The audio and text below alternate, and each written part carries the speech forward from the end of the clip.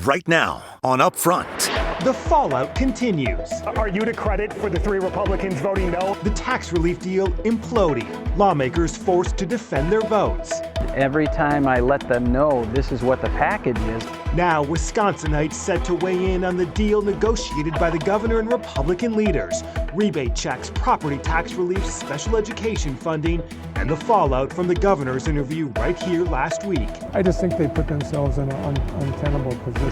This Sunday, 2 of the high-profile no votes. Republican State Senator Chris Kapenga and Democrat Mark Spreitzer. Then, Marquette Law School poll director Charles Franklin in the field asking Wisconsinites about the deal and its failure. The poll's release now just hours away. And bringing you inside the field of flags, the moving tribute this Memorial Day weekend.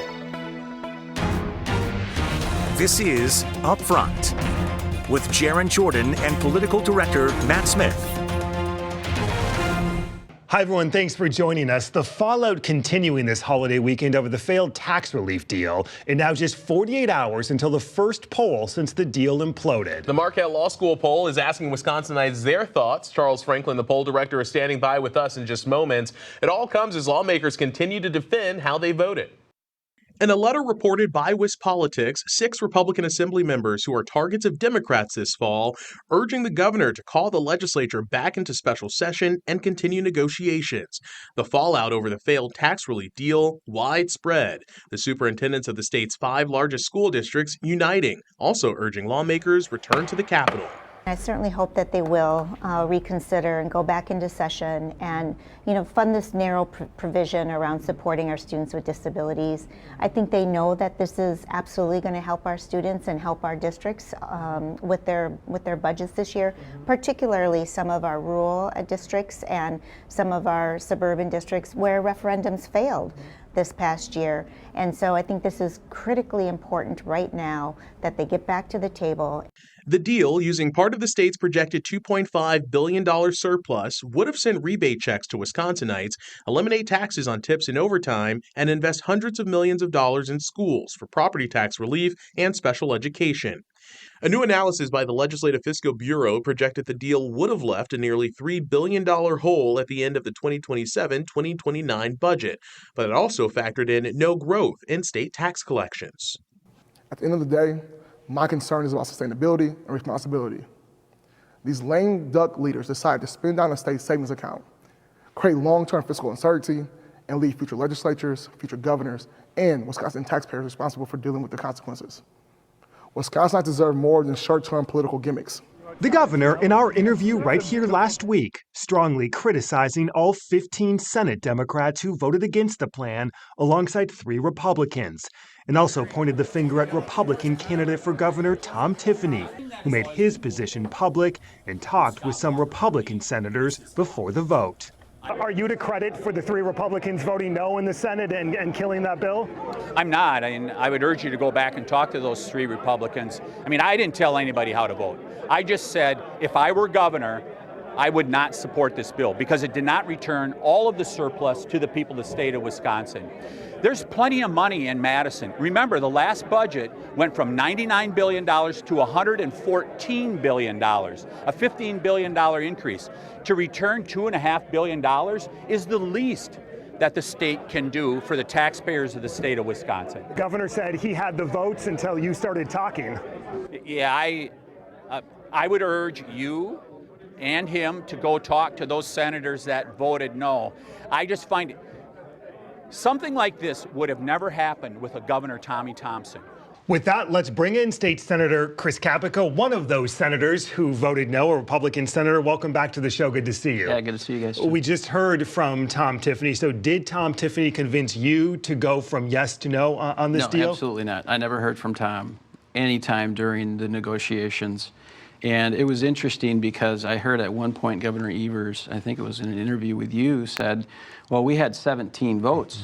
And the highest vote count we saw up until the day before was, I want to say we had 12 or 13.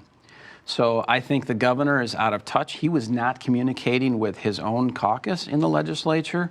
The leadership, I did not hear a word from leadership on a deal until Monday before. And it was really interesting because there was a flyer from a special interest group in my district that hit the Friday before saying, hey, tell Senator Kapenga to vote for this deal. I had no idea what the deal was. I had never heard anything, neither had members of my caucus. So did anyone in Republican leadership conduct a vote count before this deal was announced publicly? Absolutely not. There was no vote count taken at any point in time up until probably the Monday before they started pinging people. And I think what happened was there were a couple of leaders, both in the Assembly and the Senate, along with the governor, who said, oh, we'll just get it done and we'll just push it to the floor and they'll vote for it, without talking to their caucus, which was really upsetting for me, especially seeing that there was a special interest group that knew about this deal weeks ago.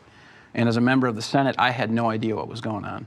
So who miscalculated here? Was it the governor? Was it Republican leaders in the Senate? Because you mentioned the governor said they were assured by Republican leaders that the votes in the Senate were there, and that means Republican votes. Well, and don't forget, the governor also assumed that there were going to be some Democrat votes for this too. So I think it was a failed leadership on all three fronts. All three leaders in the situation didn't, maybe it's because they're all leaving office, I don't know, but they did not work like they should have as leaders and went to their caucus members, said, here's what the deal is, what do you think?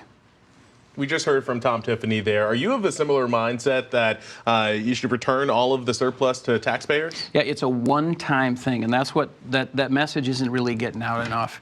So people have to remember, this is one-time money that was collected extra from the taxpayers, so they were overcharged. So what we wanted to do, we originally started this whole deal with saying, let's just get a $500 rebate for individuals, $1,000 for couples. Keep it real simple. We don't want to do extra spending that's recurring because that gets us into trouble financially.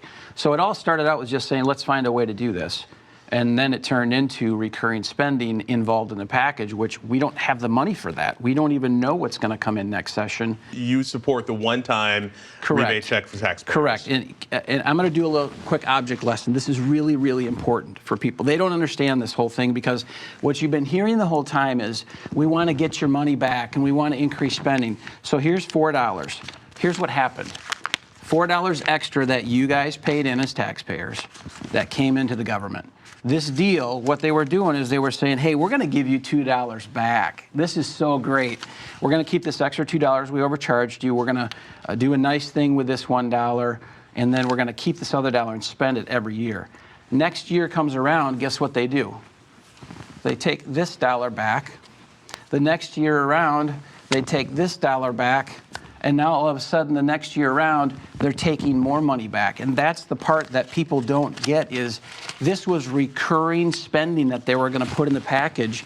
So they were going to keep taking more and more of the money. It was a whole farce that they were holding up the $2 going, hey, we're going to give you $2 back. But by the way, we're going to keep taking $1 back every single year in this budget with this increased spending deal. When we look at the failure, are you, Senators Hutton and Nass, responsible for killing this deal? Well, there never was a deal. That's really important. There was never a deal agreed to by anybody. The leaders said there was a deal. The leaders said there was a deal, but the leaders never checked with the people who actually vote on it. So there was never a deal to kill. We didn't even know what the deal was until a day before the deal was going to be voted on. And they never had the votes in the Senate, and I can't speak for the Assembly. Is there any scenario you are back at the Capitol taking a vote on this before November? 0%. 0%? 0%. State Senator Chris Kapenga, thank you for your time. We appreciate it. You're welcome. With that, let's bring in Democratic State Senator Mark Spreitzer, one of the 15 Senate Democrats who also voted against the deal. Senator, good to see you. Good to see you. Thanks for having me on. Thanks for being here. Senator Kapenga told us that there were never 17 Republican votes to pass this legislation. You were on the inside of all this. Bring us inside. What happened?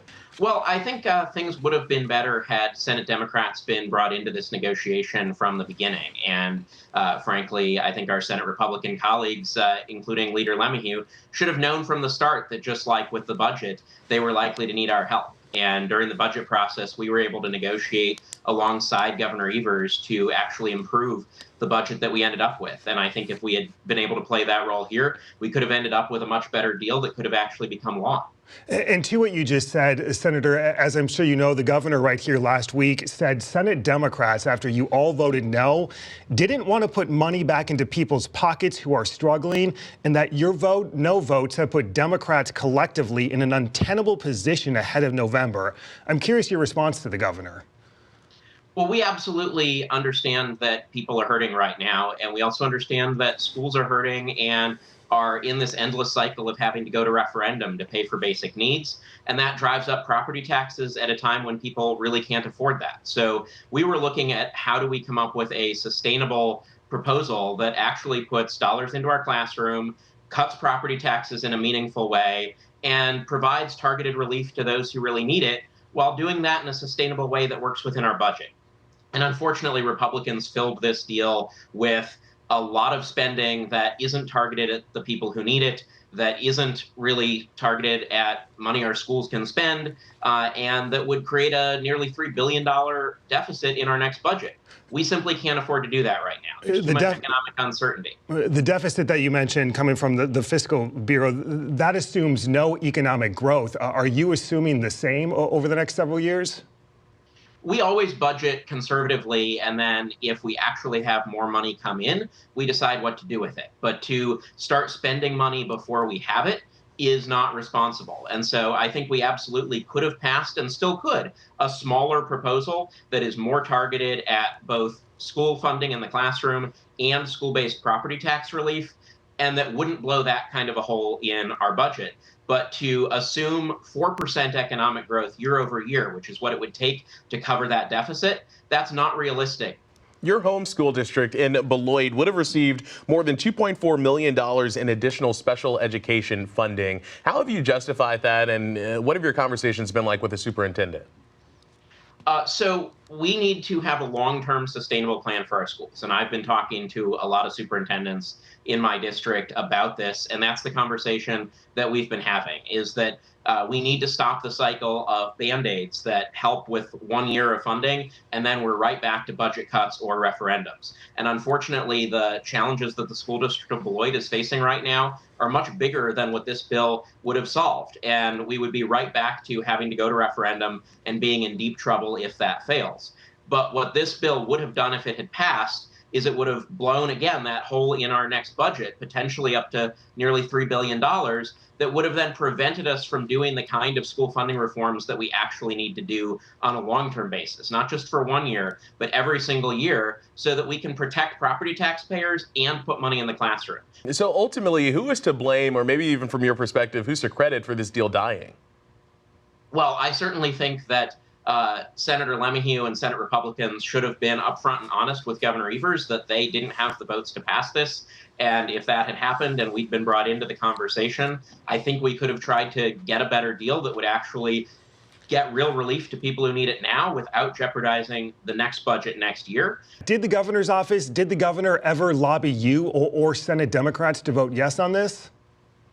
The governor never lobbied me. I know that there were some conversations with individual Democratic senators, but I think that the way we would have had strength and been able to make this a better bill is if we would have come to the table together to negotiate.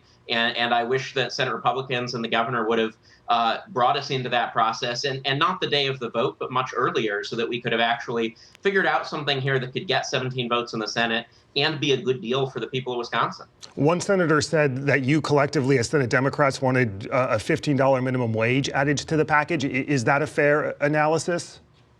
We were trying to come up with as many creative ideas as we could of what we could do that would actually help people as part of this. So, there was certainly never a you must do this in order to get our votes, but we were trying to put ideas on the table as part of a very last-minute conversation to see if there was a way to get to yes here, because Republicans were pretty much rejecting the ideas we put forward to actually shape this package and try to bring down the price. Democratic State Senator Mark Spreitzer, the Minority Caucus Chair. Senator, thank you for your time. We appreciate it. Thanks so much for having me. Coming up, Wisconsinites now having the chance to weigh in on that failed deal. Marquette Law School poll director Charles Franklin on what he's asking and the potential impact ahead of November. Next.